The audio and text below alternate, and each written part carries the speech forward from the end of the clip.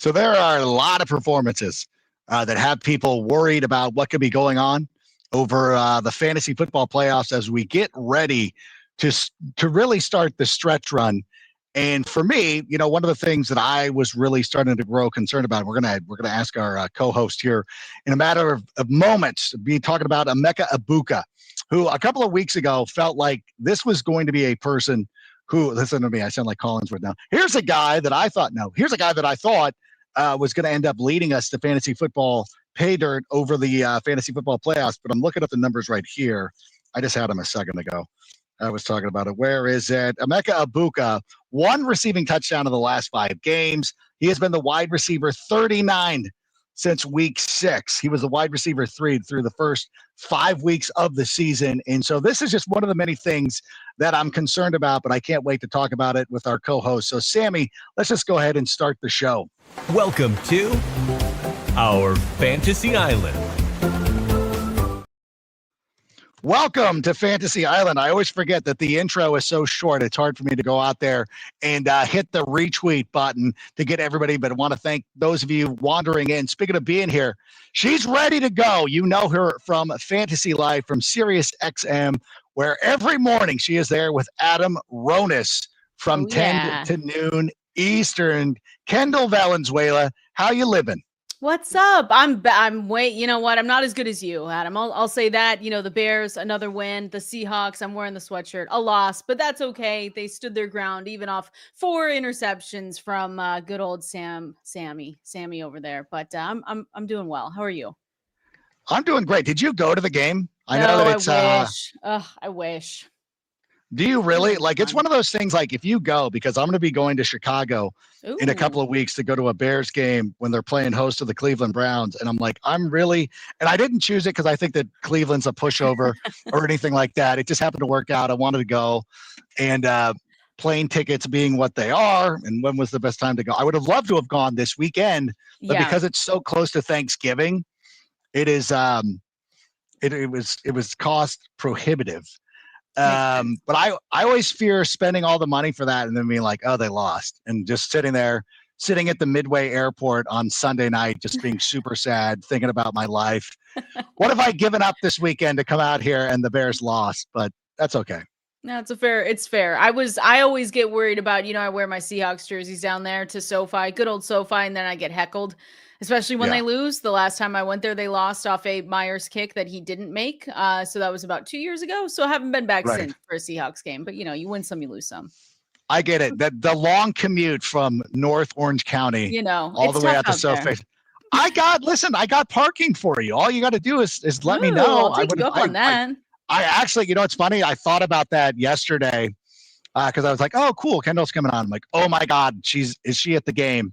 And if she's at the game, I didn't offer to let her use my parking spot here at the NFL Network. I'll take you up on that next time, though. Don't worry. No, please, anytime. Don't hesitate to ask. But let's talk, since we're talking about the Seattle Seahawks, I want to ask about Sam Darnold, because who was it? Was it Johnson who had a very colorful response when people were questioning Sam Darnold? He was like, you know what? If you want to question my guy, you might have used some profanity. How are you feeling about Sam Darnold at this moment? I'm feeling good. I think as a Seahawks fan and, someone that consumes so much football year round, like we do, I'm happy, but I'm also just not surprised by the performance that I saw, because I was telling Adam Ronis last week, I said, listen, the one thing that I'm worried about with Sam Darnold is what Sam Darnold turns into under pressure. And so far this season, it has been very good. The offensive line has held up way better than I even expected it to. They spent that first round draft capital and offensive lineman. It's been great so far, but the pressure that gets to him and that mounts when you do get, like we just saw with the Rams, pressure on every side and he gets a little bit flustered, that's the Sam Darnold we see that turns back into a pumpkin. So it's not even the big games narrative, because yes, this was a big game, but this wasn't like getting into the playoffs. That's a whole other situation that I think I'm going to be worried about later down the road if they're able to get there. But it's just about him and pressure and the turnovers. But our defense, the Seattle Seahawks defense, is so good to be able to keep them in that game off 4 turnovers and still be able to potentially have a game-winning game-winning kick at the end of the game. Like, I thought that was phenomenal. So I think that Sam Darnold's going to have some games where he just looks like that, especially down the stretch when their schedule gets just a little bit tougher. They're going to meet the Rams again. I believe it's week 16 or 17, and that's going to be a pivotal game. But yeah, I'm not surprised by what I saw, because again, it's him under pressure. We just have to hope that he gets better as the season progresses and they get towards the playoffs, to me. Well, it's one of those things that I've been rolling with Sam Darnold in a couple of my fantasy leagues, I should say. Yeah. And, it's just one of those late pickups. And I had Jackson Smith and Jigba, so I liked having the stack. And then sitting there yesterday and looking at 4 fantasy points, and you're like, okay, this isn't going to get it done. But then it made me, is this more of a thing about the Rams? And you mentioned that the Seahawks are playing I think you're right. I think it is week 17. Yeah. Do I need to start making plans? Do I got to start thinking about streaming, a potential streaming option for my fantasy football playoffs? Yeah, probably. I mean, if you told me like, oh, Jacoby Brissett's still the starter for the Arizona Cardinals in week 17 and it's Sam Darnold, and you were asking about streaming options, like I might go with one Jacoby Brissett if he's still there, because at least Jacoby Brissett gets you fantasy points while he's doing it. And I will say he's got a week 17 matchup against the Arizona Cardinals, and I think that or against the Cincinnati Bengals. So I think that interests everyone. And so I would be cautious about it. Like, this is the time where we have to look ahead, because we're 4 weeks away from the fantasy playoffs for most people. So you have to start looking at, and we pick on 3 defenses, right? It's the Cincinnati Bengals, it's the Dallas Cowboys, and usually it's the Miami Dolphins. So if you look at the Bengals playing the Cardinals week 17, I'd probably say I'd rather have Jacoby Brissett in that moment. I think Sam Darnold can step into the big moments. Like, I think he's been so good this season. I know we saw it last year, and when the lights got really bright, he crumbled. But I really do think that with the game plan that they have around him, that he can succeed. It's just maybe not for fantasy. We're just talking regular NFL terms to get that win. Yeah, it's just one of the crazy things. Speaking of quarterbacks, Bryce Young, just 2 weeks ago, he had a matchup against the Saints, and you thought perhaps streamable option, and then he was terrible. This week against the Atlanta Falcons, a team that has traditionally been very good, or at least this season, against opposing quarterbacks, and then he goes out there and has 100 fantasy points. What do we make of Bryce Young? I don't know I don't want to sit here and proclaim that he's back, but I feel like he is one of the most untrustworthy quarterbacks in all of fantasy football. Yeah, 1,000%. And he left the game thrice. Like, how many times did he leave that game where you're like, oh, okay, now he's definitely out of this game. He's not coming back. And then he throws for 448 yards, 3 touchdowns, and then they beat the Falcons, who, like you said, their defense, we're not necessarily saying like, oh my, like they've been scary at times. So I don't know what to make of Bryce Young. I think if you look at Bryce Young in any situation in fantasy, you're probably looking at Superflex. I don't know if you listened to the show today, but Adam Ronis benched Bryce Young. So that's probably why he had a big game over the weekend. He started, I can't even remember who he started.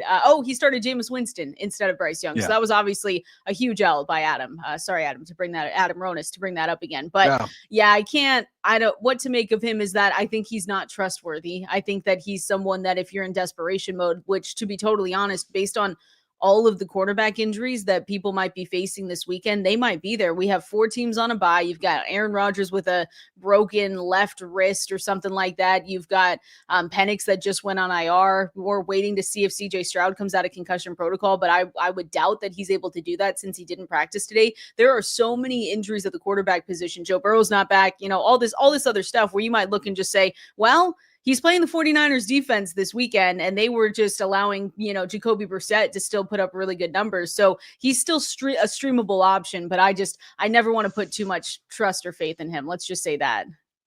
No, listen, I straight up dropped Bryce Young after last week and was like, you know what? I'm not going to go out there and do this. And I picked up, who did I pick up? It was one of the guys who ended up being terrible. It might've been Sam Darnold.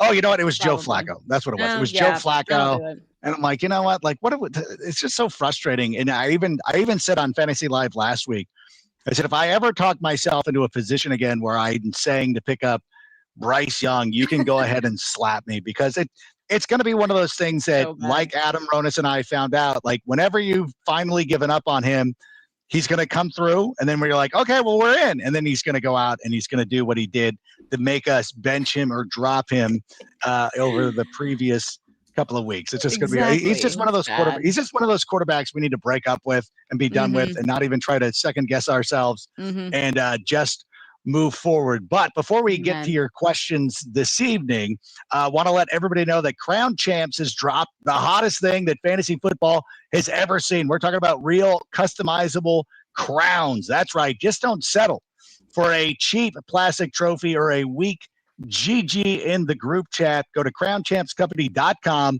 Crownchampscompany.com. You can look over their selection of crowns, robes, scepters, rings, all sorts of cool stuff. You don't want to win your fantasy football league. You want to go out and rule it with crownchampscompany.com. And also a quick shout out to our friends at Huel, the best meal replacement you can ever have. And these long days, so I'm sitting here, we did NFL Fantasy Live. We're sitting here on Fantasy Island. I'm going to be on CHGO. I'm going to go on with Sportsnet at some point.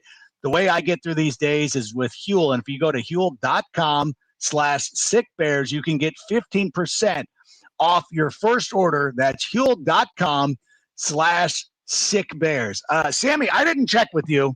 Do we have questions for this evening, or are we just going to sit here and we're going to? Oh Oh, look at yeah. this. We do. All right. I love it. Khalil Shakir. We did see Tyrell Shavers Yeah. get into the end zone for the Buffalo Bills over the weekend. What do we do with this Bills pass catching situation? Light everyone on. So, like Right. listen, what do we and Keon Coleman gets benched because he's not showing up to team meetings. Like, come on, what are we doing here? Like, show up to team meetings. I don't know.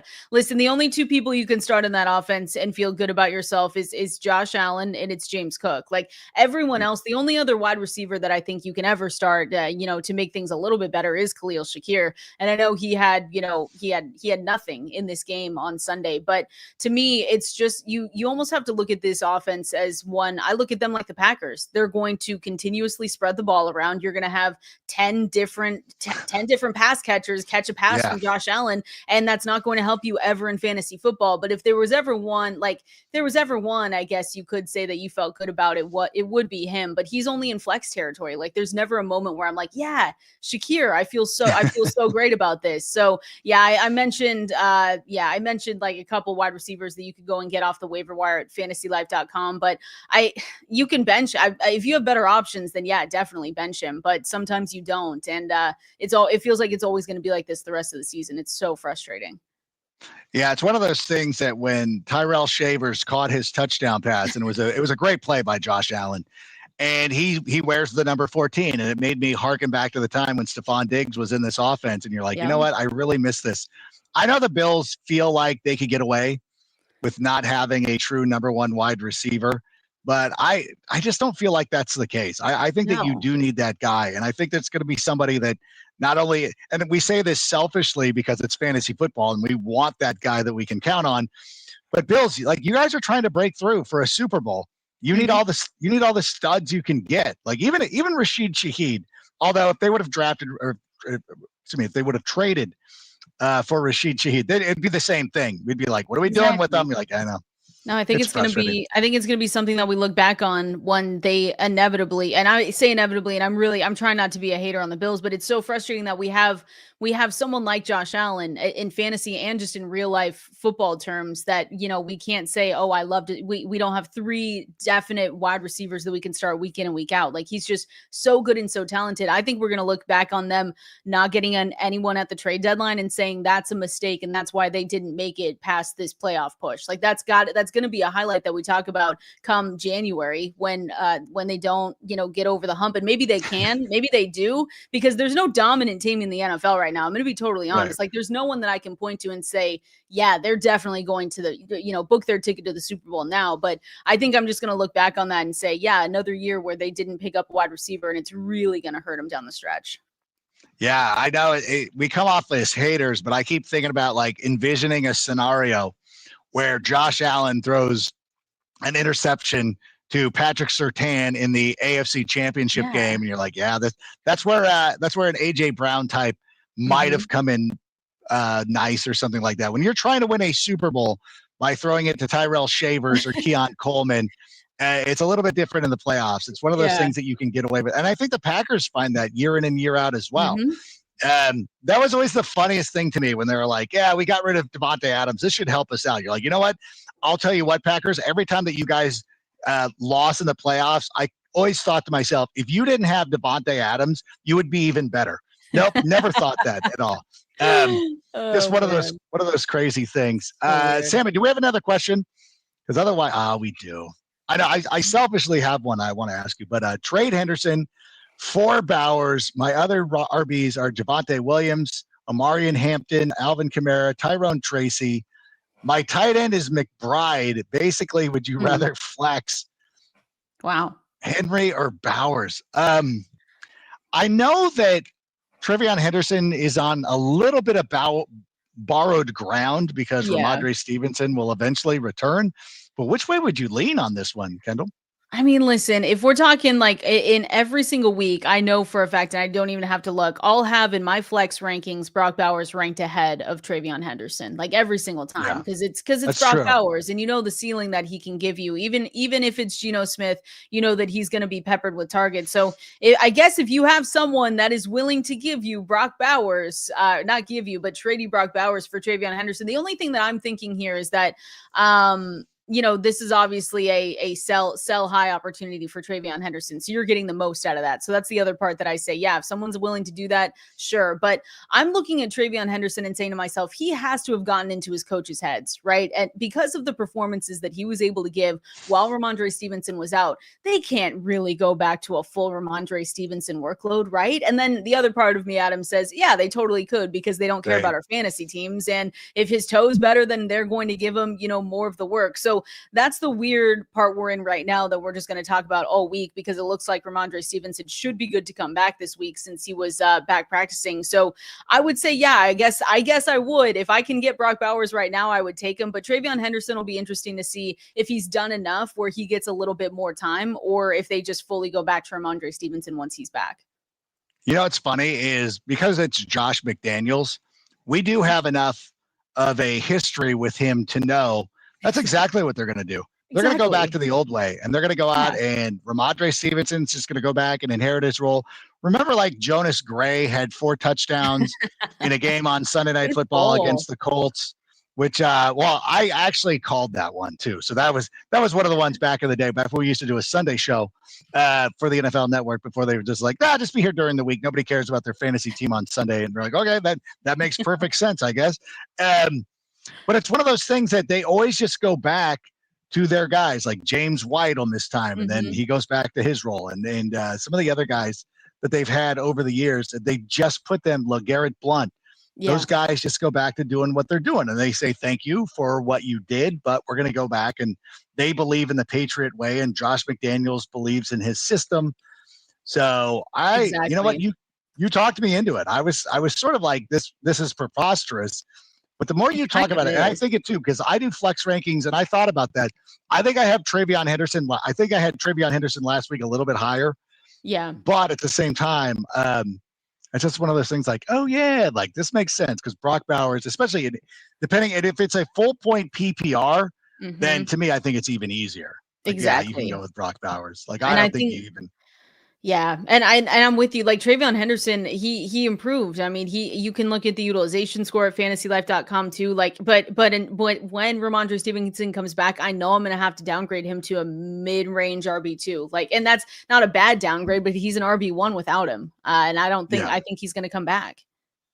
No, for sure. No, I agree with you wholeheartedly. So I think we're going to have to go out there and make that move. Okay, Sammy, what else do we got?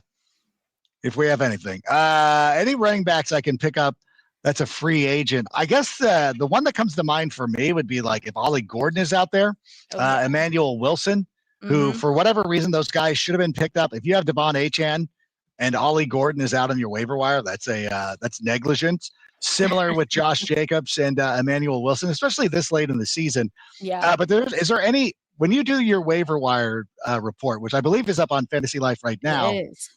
Do you have a running back? I'm sorry, I didn't check it before the show. Do you have a running back on there?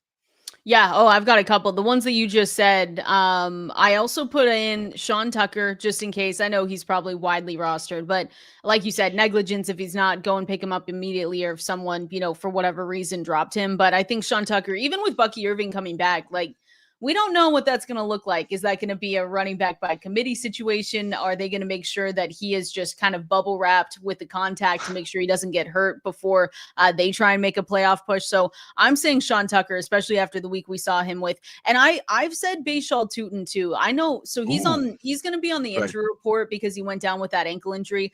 A part of me wants to believe, though, that they were just beaten up so badly on the Chargers that they did not need to put him back into that game for Jacksonville. So I'm looking at Bayshal Tootin and saying to myself, okay, well, I'll have to watch the injury reports, and you might not want to spend a ton of fab on him, but I think he's another player that if he is good to go, like he rushed 15 times and Travis Etienne had 19 on the day. So he was looking pretty good before he went down with an injury. And then I think, so, okay, another one, and I hate the Commanders backfield is gross, but I have been looking at Chris Rodriguez. Like, if you want to talk about someone in deeper, like if you're in these 14 team, 16 team leagues, he was available in my GST league with Adam Ronis. And so I know that he should be pretty available across everywhere else too. Like, Chris Rodriguez is interesting down the stretch because Ja'Cory Krosky-Merritt has just been, I don't know, he's just been a guy. Like, he hasn't been good. He hasn't lived up to any expectations. So if we see Chris Rodriguez kind of getting the work that he has been, like I look at him and he's going on a bye too. So it's one of the, or no, he's coming.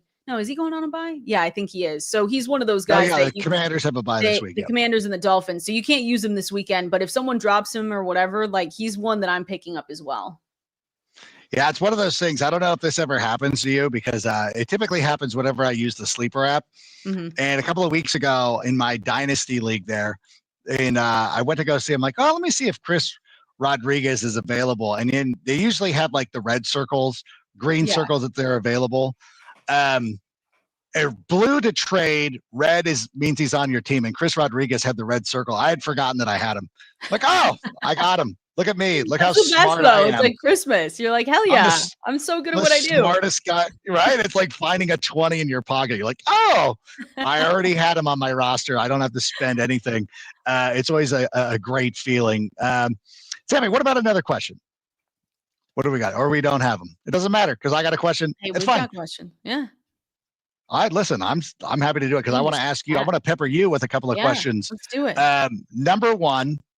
Nope, I'm going to save that for a second. Okay. I'm going to do one more ad read before I ask this because then everybody's going to bounce. They're like, I don't want to talk about this. Colston Loveland, though, since we are a Bears show, Cynthia Freeland and I were talking about this earlier today, and she was talking about Cole Kmet, and I'm like, and this is mostly based on vibes, maybe not based on actual fact, maybe not based on usage or anything like that. Watching, just as a human being watching the games, I'm like, dude, they got to get the ball into the hands of Colston Loveland.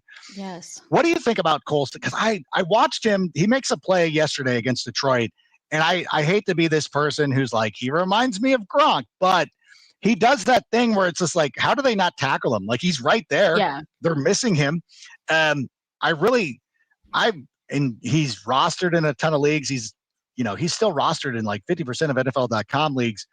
It's a long way of asking, what do you think of Colston Loveland? Dude, I've been holding out on Colston Loveland all year. Like I've been the analyst that's just like, don't drop anyone else. Don't drop Colston Loveland. Same, honestly, recently with Luther Burden as well, because I do think the same thing about Luther Burden, like just jumping up the depth chart a little bit.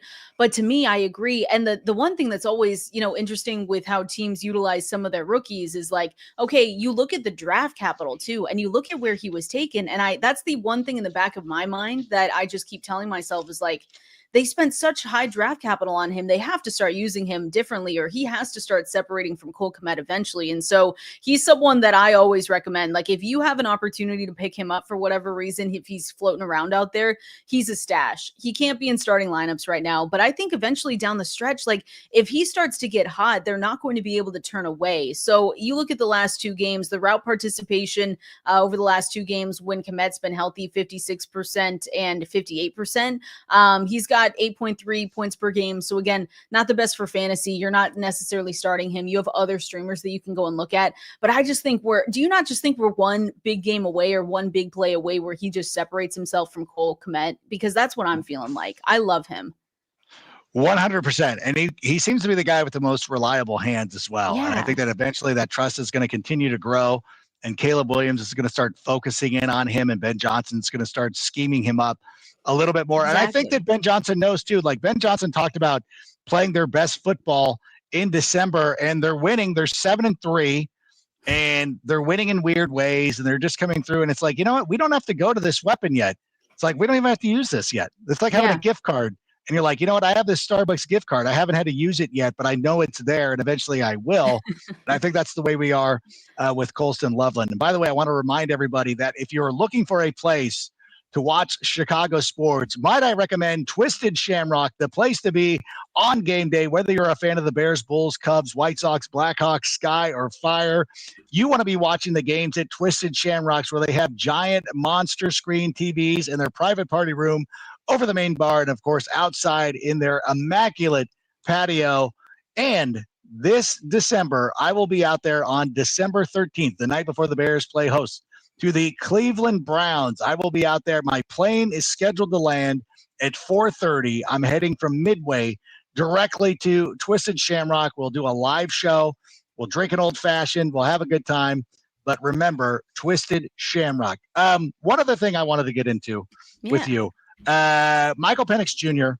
is out. Drake London is battling an injury.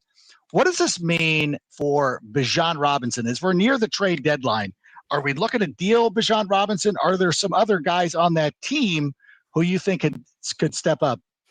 Yeah, I think they go to their running backs heavy here. I think Bijan Robinson, if you have him, you obviously hold. If anyone in my leagues are watching this and they want to like deal me, trade me, Bijan Robinson right now, my phone lines are totally open. Like I think if you have Bijan, if you have Tyler Algier, even who's been borderline flex worthy anyway, right. I think we have to down and I wish I could say better things about Kirk Cousins, but we kind of all know this by now. You have to downgrade the offense when Kirk Cousins is in there. Michael Penix Jr. on IR for the rest of the season, obviously not going to come back.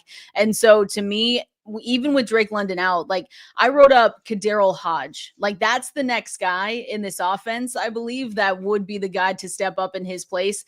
And I don't love that. Like, I'm not saying go out there and grab him because it's just not good. It's not good enough. And I just don't think you want to go that route. So I think that if you have either of those two running backs, they're just going to be fed. I could see a little bit of Kyle Pitts being upgraded as well. And same with Darnell Mooney. And you know me, I do not love Kyle Pitts. I am someone that is just always not believed after what he's done for us the last couple of years. I'm always just a little bit concerned about, where he is in my rankings, but I do think he could step up in the targets department. But you have to downgrade the offense really when we look at this with Kirk Cousins. And I think Bijan Robinson, though, I mean, for what he's been giving you, especially in the passing game, he could be someone down the stretch that just helps you win championships.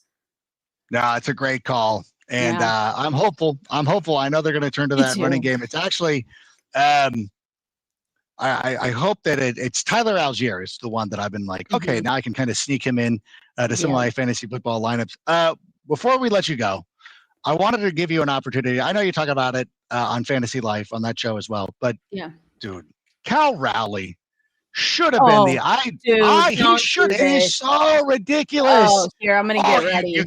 You can't have a guy who hit 250. I'm like, I'm sorry.